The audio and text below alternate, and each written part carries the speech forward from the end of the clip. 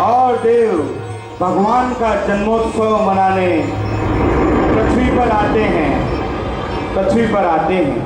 सारी पृथ्वी धन्य धान से समृद्ध हो उठती है। दिशा मंडल प्रसन्न हो उठते हैं। आकाश मंडल मनोहर दिखता है। देव धुंधुभी बसती है। वायुदेव स्वयं भूमंडल शुद्ध करते हैं। मेघ कुमार की गंधों तक वृष्टि करते हैं। ऋतु देवी पंचवर्णी पुष्पों की वर्षा करती है। सौधर्म इंद्र अपनी इंद्राणी और अनेक इंद्रों के साथ ऐरावत हाथी पर सवार होकर जन्म नगरी की ओर प्रस्तावित होते हैं। सौधर्म इंद्र सभी देवताओं के साथ जन्म नगरी पर पहुंचकर सर्वप्रथम जन्म नगरी की 3 प्रदक्षिणाएं करते हैं। उधर राजमहल में सारी इंद्राणियां प्रसूति कक्ष में पहुंचकर माता त्रिशला की प्रदक्षिणा कर अपने आप को धन्य करती हैं और जिन माता को अपनी माया से निद्रित कर बहुत ही हर्ष और उल्लास के साथ जिन बालक की मनोहर छवि को निहारती हुई मंगल गान करती है, बधाई गीत गाती हैं और उमंग के साथ मंगल नृत्य करती हैं।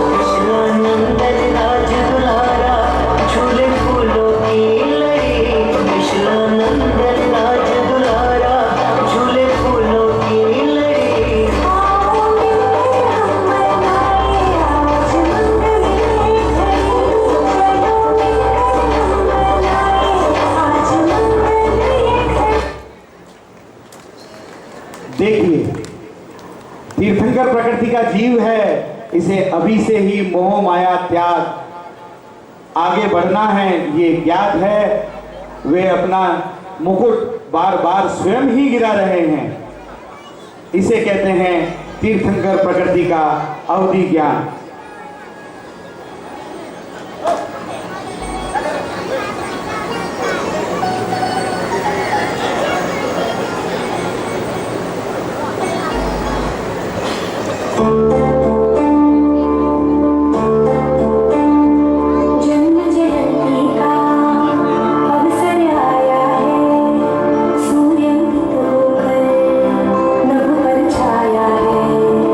जन्म जयंती का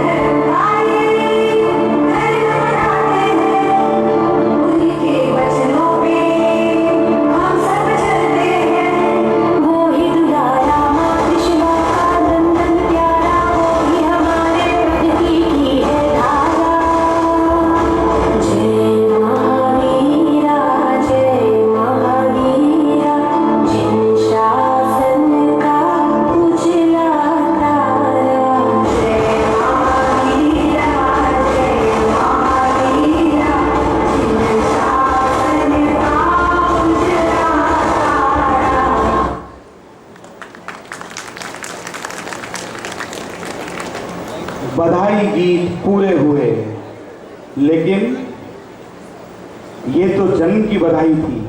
अभी जन्माभिषेक की बधाई बाकी है बंधुओं, जन्माभिषेक की बधाई अभी बाकी है। सौधर्म इंद्र ऐरावत हाथी पर आरूढ़ होकर जिन बालक को अपनी गोद में बैठाकर अपने समस्त वैभव के साथ, सारे इंद्रों के साथ सुमेरु पर्वत पर पहुंचकर बहुत ही उत्सव और उल्लास के साथ क्षीर समुद्र के जल से 1008 कलशों से जिन बालक का अभिषेक करते हैं,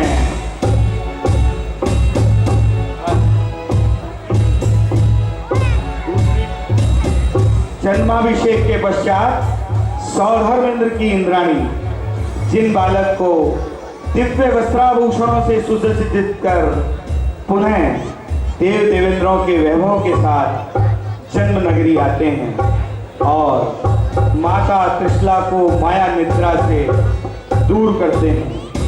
इंद्राणी द्वारा प्रबोधित त्रिशला माता अत्यंत आनंदित होकर जिन बालक का दर्शन करती है और खुशी से, आनंद से मंगल गान करती है। तो बंधुओं आइए साथ में मंगल गान करें माता त्रिशला के साथ में महावीर के जन्म का।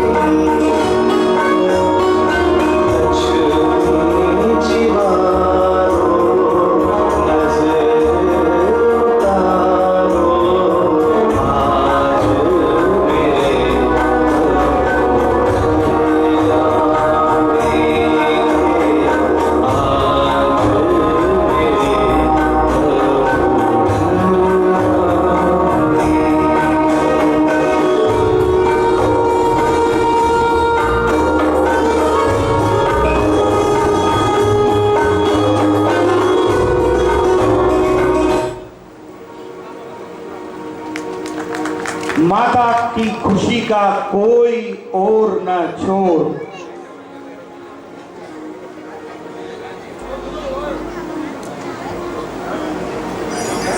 तो हम सब ने देखा, ये था वैभव तीर्थंकर के गर्भावतरण का और जन्म का।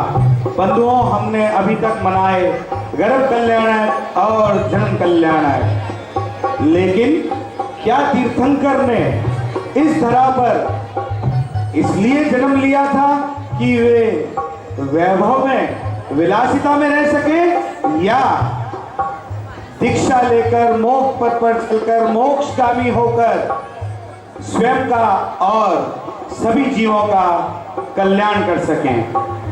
बंधुओं, आगम के अनुसार बिना वैराग्य आए दीक्षा संभव नहीं है। जिस समय वैराग्य आता है उसी समय दीक्षा का मन बन जाता है, और वैराग्य के बिना दीक्षा नहीं और दीक्षा के बिना मोक्ष नहीं। इसी तरह भगवान के कर्मयोगी जीवन, जिनमें संसारिक कार्य, राज्य संचालन आदि सभी कुछ सम्मिलित होते हैं, इन सभी के बीच में भगवान के मन में एक दिन ध्यान आता है, ये मैंने क्या किया। ये मैंने क्या किया? आयु का इतना लंबा काल मैंने केवल सांसारिकता में खो दिया। अब तक मैंने संसार की सारी संपदा का भोग किया है, लेकिन नहीं, अब मुझे अपनी आत्मिक संपदा का भोग करना है। मुझे ये सब कुछ त्यागना है। इतना ख्याल आते ही वैराग्य की जागृति होती है। चलो, संसार का यह रूप संपदा क्षणिक है, अस्थिर है, लेकिन आत्मा का रूप अलौकिक है। आत्मा की संपदा अक्षय है, अनंत है, और भगवान के मन में वैराग्य उत्पन्न हो जाता है।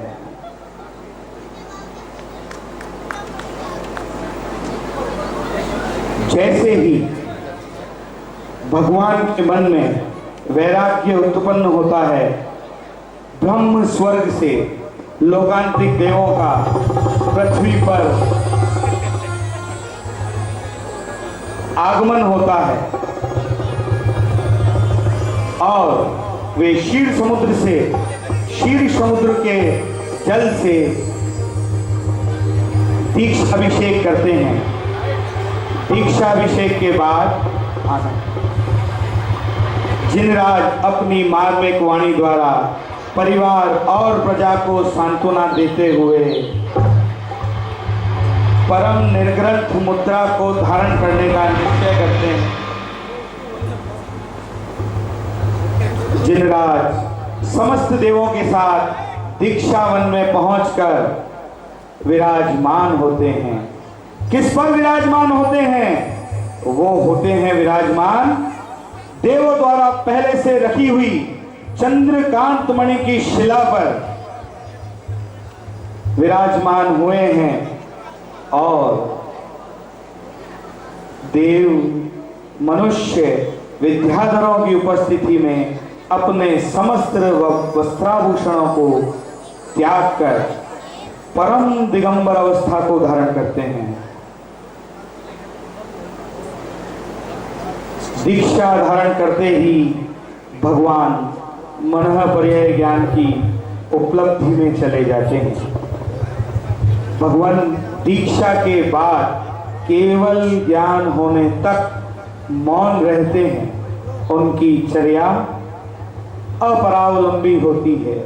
वे परिशहों और उपसर्गों को सहज भाव से सहनन करते हुए बाह्य और अंतरंग तपानुष्ठानों में अनुरक्त रहते हैं। दीक्षावन में जब मुनिराज साधना में लीन होते हैं, देखिए बंधुओं, उपसर्ग तीर्थंकरों को भी नहीं छोड़ता, उनकी भी परीक्षा होती है। देव उनकी परीक्षा लेने के लिए, उनकी दृढ़ता की परीक्षा लेने के लिए माया रचते हैं। जंगली जानवर, शेर, सांप, बिच्छू आदि को उपसर्ग के लिए भेजते हैं, लेकिन मुनिराज अपनी तपस्या में लीन रहते हुए निर्विकल्प रूप से इन सभी उपसर्गों को आसानी से सह लेते हैं। मुनिराज की उच्च सहन क्षमता और दृढ़ता देखकर देवगण भी समझ जाते हैं, ये मुनिराज निश्चित ही तीर्थंकर प्रकृति के जीव हैं, निश्चित ही ये तीर्थंकर प्रकृति के जीव हैं।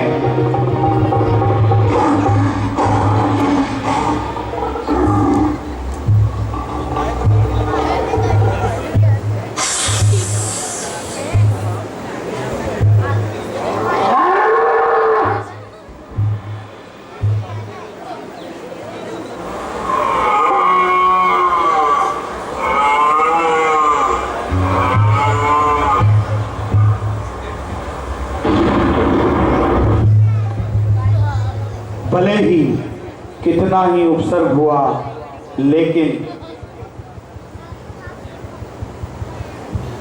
भगवान महावीर स्वामी के मुनि रूप विचलित बिल्कुल नहीं होते हैं। ये उपसर्ग किसने किया? ये उपसर्ग किया संगम नामक देव ने।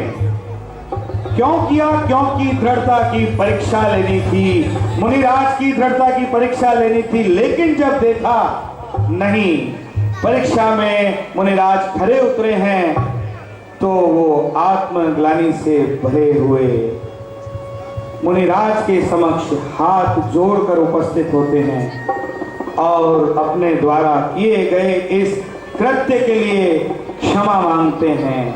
क्षमा करें मुनिराज, क्षमा करें। हे परम दिगंबर यति महागुण व्रति करो निस्तारा, नहीं तुम बिन कोई हमारा। हे परम दिगंबर यति महागुण व्रति करो निस्तारा, नहीं तुम बिन कौन हमारा। इतना उपसर्ग सहने के बाद भी जो विचलित नहीं हुए, लेकिन जब संगम देव ने बिल्कुल हृदय से क्षमा मांगी, तब करुणा जाग उठी मुनिराज की और साधना के बीच ही करुणा और दया भाव दिखाते हुए संगम देव को क्षमा दान दिया।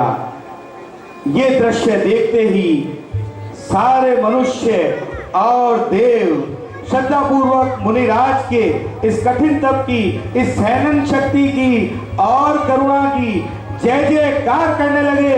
बोलिए जैन धर्म की, करुणामयी अहिंसा धर्म की।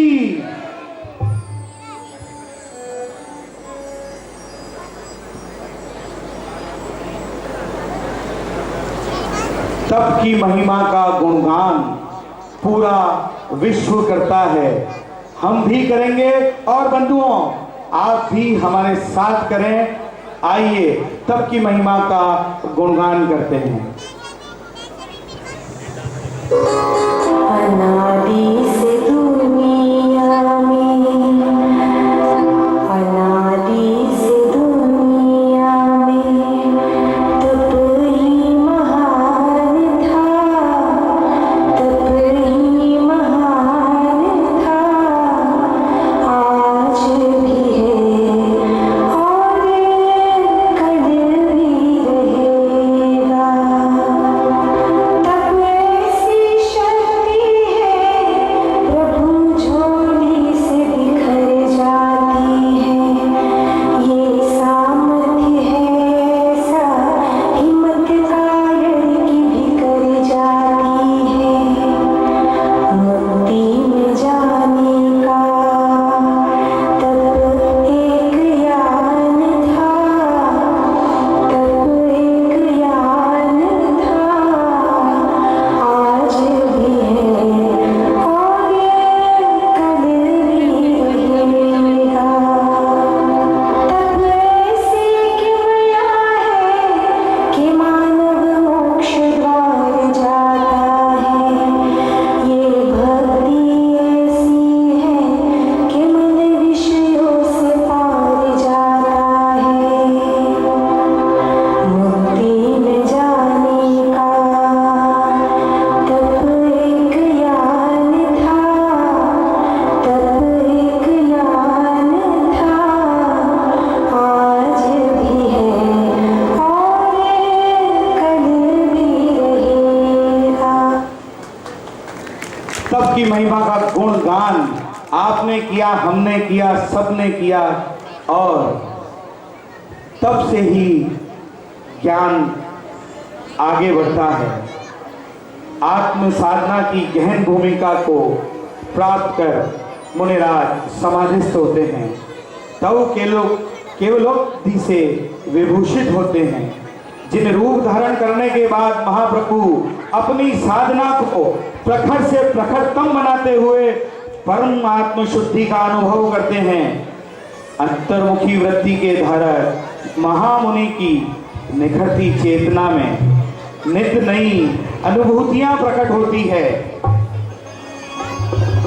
अपनी अंतर यात्रा को गति देते हुए जब वे अपने पुरुषार्थ के परम परिणाम को प्रकट करने के लिए सन्नद्ध होते हैं, तभी केवल ज्ञान की भूमिका बनती है।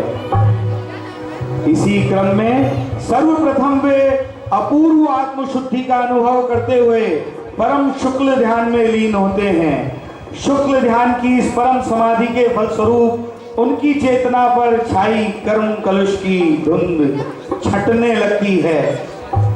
कर्म कलुष की धुंध छटने से उत्पन्न हुए इस आत्म तेज के प्रताप से वे सर्वप्रथम मोह तिमिर का नाश करते हैं। मोह तिमिर का नाश करते हैं। मोह तिमिर के नाश से सर्वत्र प्रकाश फैल जाता है। मोह तिमिर के नाश से सर्वत्र प्रकाश फैल जाता है।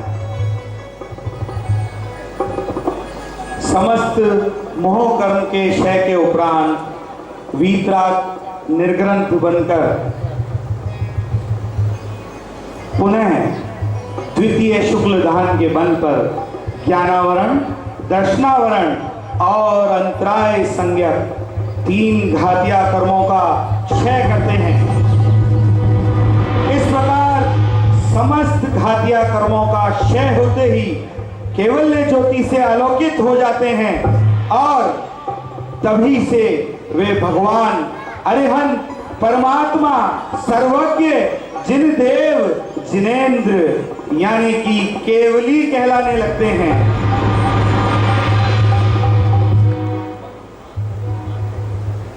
केवल ज्ञान की उत्पत्ति होते ही तीनों लोकों में हलचल मच जाती है। उस समय कल्पवासी देवों के यहाँ घंटानाद, ज्योतिष देवों के यहाँ सिंहनाद, व्यंतर देवों के यहाँ दुंदुभी ध्वनि और भवनवासी देवों के यहाँ शंख ध्वनि उत्पन्न होने लगती है। और साथ ही समस्त इंद्रों के आसन जोर जोर से कंपायमान होते हैं। आसन के कांपते ही इंद्र अपने अवधि ज्ञान से भगवान के केवल ज्ञानोत्पत्ति को जान लेते हैं और अपने सिंहासन से उठकर 7 कदम आगे बढ़कर भगवान को साष्टांग नमस्कार करते हैं और तत्पश्चात सौधर्मेंद्र सभी देवों को बुलाकर बड़ी रिद्धि और वैभव के साथ भगवान के दर्शन के लिए प्रस्थान करते हैं। इसी बीच सौधर्मेंद्र की आज्ञा से कुबेर इंद्र भगवान की धर्मसभा क्षमो शरण की अद्भुत रचना करते हैं, जिसमें विराजमान तीर्थंकर प्रभु की समस्त देव त्रियंच आदि भक्ति पूर्वक अर्चना कर केवल ज्ञान महोत्सव मनाते हैं। केवल ज्ञान महोत्सव। बोलिए भगवान के केवल ज्ञान कल्याण की।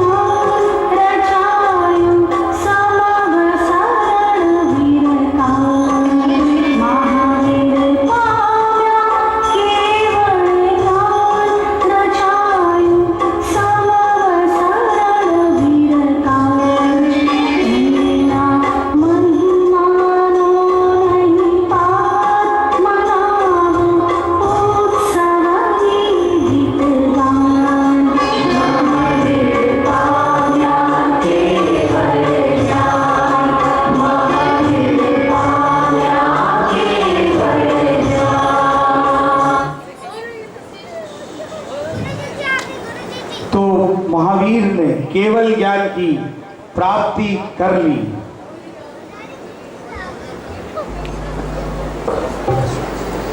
बंधुओं, जैन धर्म में मोक्ष का अर्थ है पुद्गल कर्मों से मुक्ति।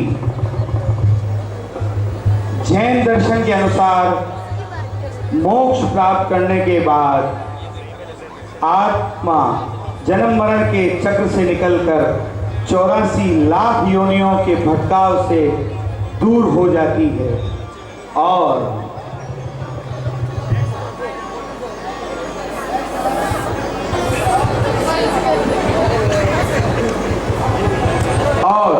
लोक के अग्रभाग क्षिप्तशिला में विराजमान हो जाती है।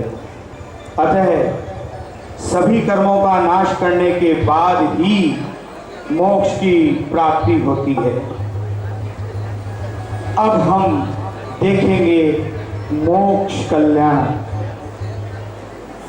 अरहंत भगवान अपने मोक्ष का समय निकट जानकर क्षमो शरण रूपी लक्ष्मी का परित्याग कर पद्मासन में तीसरे शुक्ल ध्यान में आरूढ़ हो जाते हैं।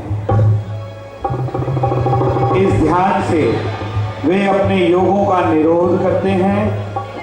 योग निरोध के क्रम में सबसे पहले मन एवं वचन का निरोध करते हैं। तत्पश्चात सूक्ष्म का योग का निरोध करते हुए वे अयोगी हो जाते हैं। अयोगी होते ही वे अनुक्रम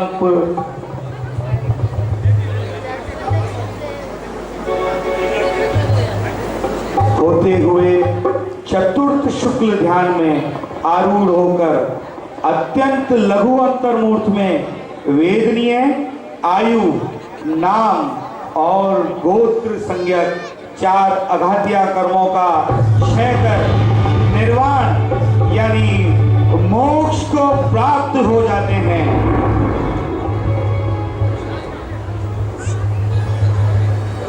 इसी समय अवधि ज्ञान से देवगण भी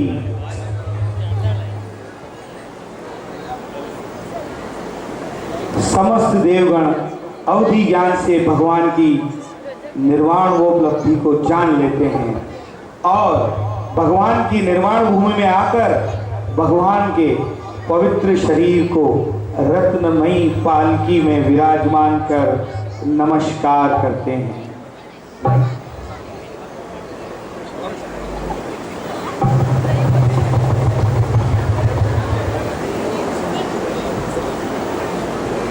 तत्पश्चात देवों में से एक अग्नि कुमार जाति के भवनवासी देव अपने मुकुट से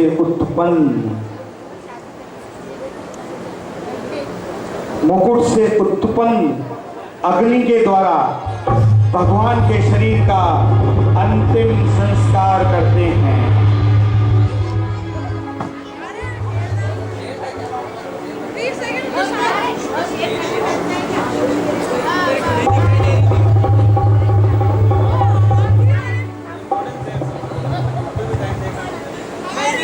बंधुओं,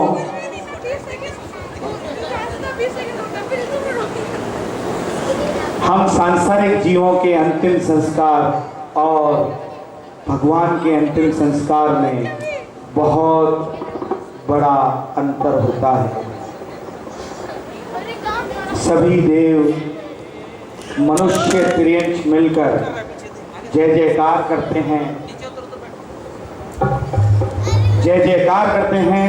भगवान को मोक्ष प्राप्त हो चुका है और सिद्ध स्वरूप में वे विराजमान हो चुके हैं। बोलिए सिद्ध परमेश्वरी भगवान की, बोलिए महावीर भगवान की। अब हम इन्हीं महावीर भगवान का गुणगान आरती के रूप में सामूहिक रूप से करेंगे। बोलिए महावीर भगवान की।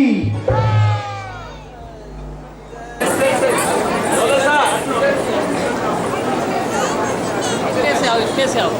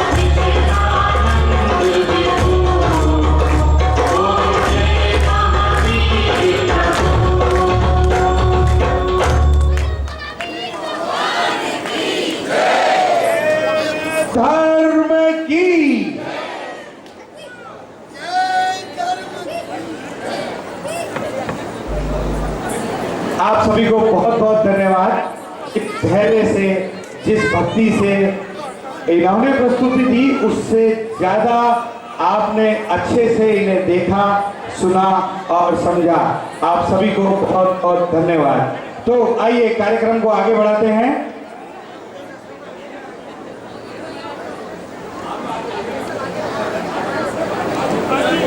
हमारे इस कार्यक्रम के आज के मुख्य श्री विपुल जी से निवेदन है कि वे कृपया सामने की तरफ